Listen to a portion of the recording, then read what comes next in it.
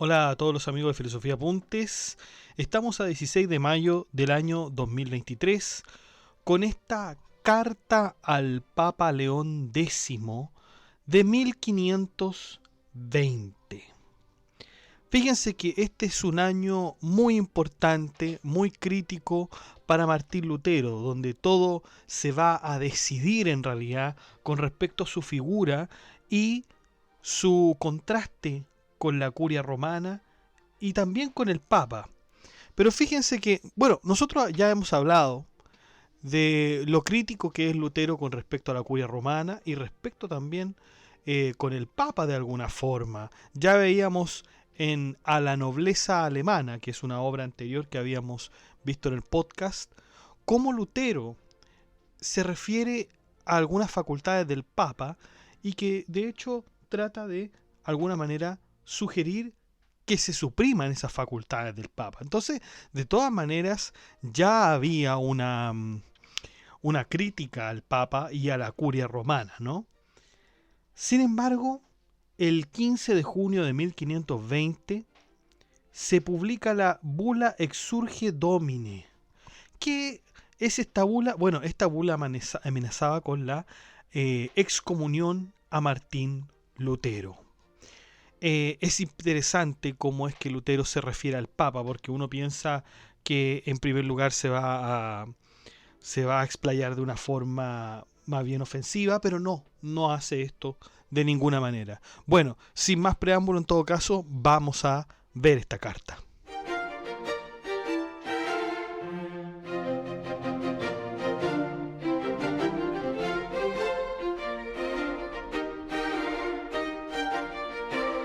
Bueno, situémonos en el contexto. Es el 15 de junio de 1520 y como habíamos dicho, la bula Exsurge Domine amenazaba a Martín Lutero con la excomunión. Vamos a ver en primer lugar qué es una bula papal. Una bula papal, en verdad, es un tipo de decreto público, patente o una carta emitida por un papa de la Iglesia Católica. Lleva el nombre del sello de plomo, es decir, una bula. Eso es una bula, un sello de plomo, que tradicionalmente se añadía al final para autentificarlo. Entonces, es un decreto. Y estas bulas papales se han usado al menos desde el siglo VI. Pero la frase en ese siglo no fue usada sino hasta el siglo XIII. Y solamente de manera interna, para propósitos administrativos. Sin embargo, se volvió oficialmente el nombre, la bula papal, en el siglo XV, cuando uno de los oficiales de la Cancillería Apostólica fue nombrado el registrador de las bulas, que de hecho en latín se llamaba el registrum bularum. Y bueno, uno de los efectos que tenía esta bula es decretar la excomunión contra todos los herejes, contumaces y desobedientes a la Santa Sede. Y bueno, Lutero estaba corriendo este peligro. ¿Y cómo sucedió todo esto? ¿De dónde vino esta Exsurge Domine? Que por cierto, Exsurge Domine significa levántate, Señor. Esta bula papal, y la verdad es que quien está detrás de todo esto es un viejo contendor de disputaciones de Martín Lutero. ¿Quién es él? Juan Eck. Juan Eck es uno de los que influyó en la publicación y en la propagación de esta bula en Sajonia. El nuncio papal Carlos von Militz también, si bien no quería una confrontación directa entre Lutero y el Papa, e incluso trató de conciliarlos, y así lo consigue, haciendo que escriba una carta conciliatoria. Pero Carlos von Militz, de todas formas, no va a estar del todo de acuerdo con Lutero. Pero consigue esto, consigue que se escriba esta carta. Y aquí vemos entonces que esta carta al Papa León X no es absolutamente crítica al Papa, a la figura del Papa. No va directamente a golpear la figura del Papa esta carta, sino que es una carta que trata de conciliar, que trata de ver la mejor parte de la historia. Y no solamente eso, sino que también aprovecha Lutero de criticar a aquellos que rodean al Papa. Es decir, de alguna manera, Lutero quiere decir con esta carta que el Papa está mal asesorado eh, por la curia romana, por los romanistas. Fíjense, Martín Lutero comienza su carta autodenominándose él mismo como un monstruo de este siglo. Es una de las razones de su contienda, no ha dejado de pensar en él. Sin embargo, Lutero también reconoce que habló muy bien del Papa antes de las tesis realizadas en la puerta de la Iglesia de Todos los Santos, las 95 tesis ya conocidas. De hecho, antes lo llamaba el Daniel de Babilonia, o sea, Martín Lutero llamaba al Papa el Daniel de Babilonia e incluso lo defendió contra el teólogo Silvestre Prierias, que de acuerdo con Lutero estaba en contra del Papa. De hecho lo llama el contaminador. Silvestre es tu contaminador, León X. Y fíjense que de todas maneras, si nosotros vemos la historia, Silvestre en realidad es férreo defensor del Papa y anterior asesor del mismo. No sabemos cómo es que Silvestre logra separarse del Papa y finalmente volverse su enemigo o alguna cosa como esa, porque la verdad es que toda la información dice que siempre fue muy leal e incluso fue más crítico con Lutero. De hecho, fue uno de los primeros críticos a Lutero, Silvestre de Prierias. Entonces, bueno, no está esa información. Por eso Lutero le dice al Papa que nunca fue su intención ofenderlo. Se dice que en las 95 tesis que nosotros de hecho leímos, no se ofende al Papa directamente, sino que se le pide una serie de medidas que debe tomar. Por lo tanto, Lutero insiste en que no es su intención ofenderlo, que jamás ha pensado nada malo de su persona y que jamás ha querido tener problemas con alguna persona. Ahora bien, Lutero le dice que no puede negar que la curia romana, sede del Papa, es una de las más corruptas que ha habido jamás, más corrupta que Babilonia y Sodoma. El Papa es un cordero entre los lobos, y estos lobos no deberían pertenecerle sino a Satanás. Los más perversos dentro de la curia romana se justificarían de sus fechorías por medio de la autoridad papal. Lutero le advierte al Papa que se aleje lo más pronto posible de aquellos hombres. Y un hecho probado de esto es que Juan Eck era uno de estos siervos de Satanás, enviados para disputar con Lutero de manera inesperada, pero a la vez planeada totalmente para perjudicarlo. Nosotros habíamos visto cómo Juan Eck en las disputaciones trata de hacer todo tipo de argucias para que él resulte ganador en este debate. Lo mismo para el conocidísimo cardenal Cayetano, que quiso arreglar el asunto de Lutero pero sin éxito. Y posteriormente vendría Carlos von Militz, quien hizo variadas entrevistas a Lutero con el fin de difamarlo. Por lo menos fueron 4. Y todo esto lo hacen de manera subterfugia, sin que el Papa pueda enterarse de estos planes urdidos. Lutero le pide al Papa que no ponga su confianza en estos hombres, que debe ponerle freno. Le indica también que no parará en sus propósitos de enseñar la verdad de las Sagradas Escrituras, incluso si tiene que hacer sufrir a alguien. Dice Lutero, no provocaré a nadie, pero tampoco quiero que me desafíen.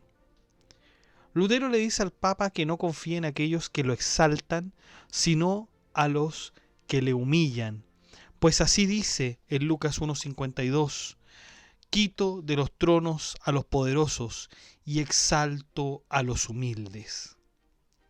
En todo caso, Lutero advierte que puede sonar como alguien que está dando instrucciones. ¿Ah? Claro, porque, a ver, de alguna manera puede ser que Lutero lo esté ofendiendo, ¿no? Está ofendiendo al Papa. Oye, ¿cómo se te ocurre? Eh, esto, yo tengo todo esto muy bien manejado, yo soy el Papa, y pensemos que una persona con la más alta autoridad de su tiempo, ¿no? Es una especie de gobernador también. Y esto, claro, Lutero advierte de que esta carta no tiene la intención de decirle al Papa lo que tiene que hacer. Pero como lo vemos, como lo estamos leyendo, parece que de todas formas lo hace. Ahora bien, Lutero recurre a un santo que nosotros hemos visto a propósito de Pedro Abelardo, que seguramente se acuerdan, es Bernardo de Claraval. Y esta misma acción de consejo, ¿ah?, de sugerencia, de opinión, la realizó Bernardo de Claraval con el Papa Eugenio. De hecho, el Papa Eugenio era un alumno de Bernardo de Claraval. Entonces, trata de hacer lo mismo que hizo Bernardo con el Papa Eugenio.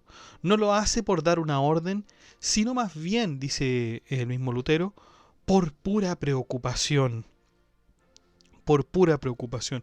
Ese es el propósito de la carta. El propósito de la carta no tiene por fin darle órdenes ni criticar la figura del Papa como podemos entenderlo por sus palabras. Es simplemente una recomendación y una muestra de preocupación por parte de Martín Lutero. Pero es tarde para Martín. Es tarde. La bula papal, la Exsurge Domine, condena directamente 41 errores en las 95 tesis de Martín Lutero. Hay 41 errores en esa tesis. ¿Y qué pide esta bula? Pide que Lutero se retracte de estas 41 tesis. Pide que se retracte en un plazo de 60 días desde la publicación de la bula en las regiones vecinas a Sajonia. Y este plazo terminó el día 10 de diciembre de 1520. Y fíjense que lo que hizo Lutero con esta bula, que en realidad fue una copia, Lutero la quemó. Quemó esta bula porque no quiso retractarse, obviamente, no se quiso retractar de estas peticiones que hacía la Exsurge Domine. Entonces quemó una copia de la bula junto a varios volúmenes de derecho canónico en Wittenberg. Y bueno, esto fue un gesto, fue una respuesta a una quema de libros de Lutero que fue realizada por el mismo Juan Eck en varios lugares de Alemania. O sea, esta fue, digamos, ya una confrontación directa. De hecho, fíjense que la bula, en todo caso, el título original de la bula era Bula contra errores Martini Lutheri et sequatium, es decir, bula contra los errores de Martín Lutero y secuaces. Por lo tanto, fíjense lo ofensivo y lo terrible que era esta bula papal. O sea, Martín Lutero, que tenía sus convicciones, era imposible que accediera a esto. Y bueno, en un gesto de contestatario, no solamente contra la bula, sino que también contra la acción que había hecho Johann Eck, bueno, quema esta bula y quema otras copias textos de derecho canónico. Y aquí no hay vuelta atrás, aquí no hay vuelta atrás. Pero fíjense que a lo mejor me adelanté mucho, pero al final Martín Lutero, en esta carta donde le dice que está muy preocupado por el Papa, por lo que les rodean y todo eso, Martín Lutero le da un pequeño tratado al Papa León X sobre la libertad cristiana. O sea, no solamente le dice, de alguna manera, no solamente lo dice lo que tiene que hacer, o esta gran preocupación que tiene Lutero, sino que además le va a dar, junto con la carta, un tratado de libertad cristiana. ¿Cómo creen que el Papa se tomó esto? De la peor manera, de la peor manera. Entonces se le pidió a Lutero, por favor, abstenerse de las 41 tesis que había mandado a condenar el mismo Papa. Lutero no se abstiene y bueno, finalmente Lutero logra la excomunión. O sea, perdón, a Lutero lo excomulgan, definitivamente. Y es considerado hereje y bueno, todo lo que viene después. En esto consiste esta carta al Papa León X y bueno, esos son sus efectos. Por lo tanto, nos faltaría ver el tratado que se llama Sobre la Libertad Cristiana, también mencionado al Papa, también entregado al Papa para que lo analice. Pero eso lo vamos a ver en otro podcast. Con este entonces ya terminamos.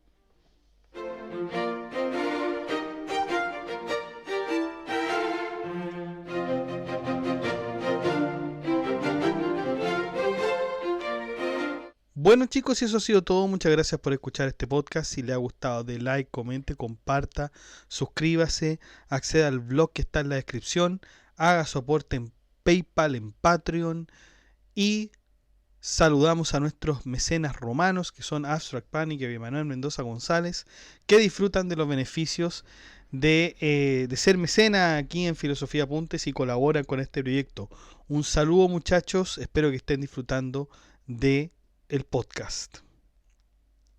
Otro saludo también para nuestro amigo Gab Welfer, que goza del beneficio de ser un mecenas medieval, tiene el anticipo de videos y colabora con este proyecto educativo que es Filosofía Apuntes. Un abrazo muy cálido, Gab Welfer. Usted también puede ser colaborador o mecenas de Filosofía Apuntes haciendo clic en el botón unirse que está debajo de cada video. Usted hace clic ahí y bueno, le van a aparecer 4 opciones de mecenazgo. Usted elija la que, por cierto, más le acomode, la que sea más asequible.